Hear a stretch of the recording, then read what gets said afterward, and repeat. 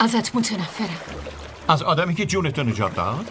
این عمری که دارم همه را از پدر خودم دزدیدم. من به پدرت کمک کردم تو کار شایسته یه پدر خوبو انجام ده. تو بی‌رحم و بی‌عاطفه هستی. یه تپانچه و یه گلوله.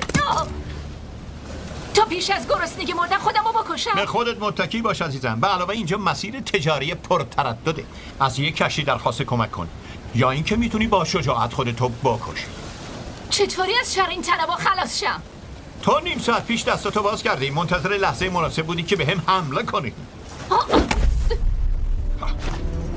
اقرار کن جک، تو هنوزم عاشقمی. اگه تو یه خواهر مثل میمون داشتی من اونو انتخاب میکردم.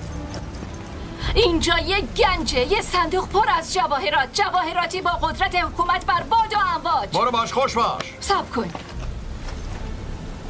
من باردارم. بچه توه.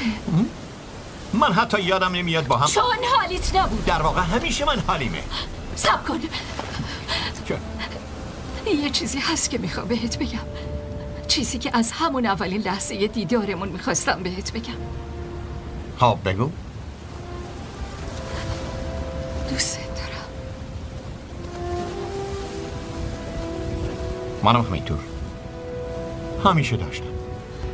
Always will.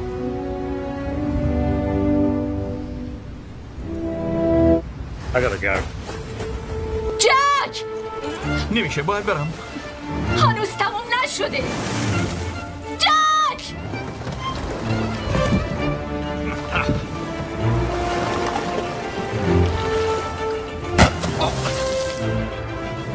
خطا رفت.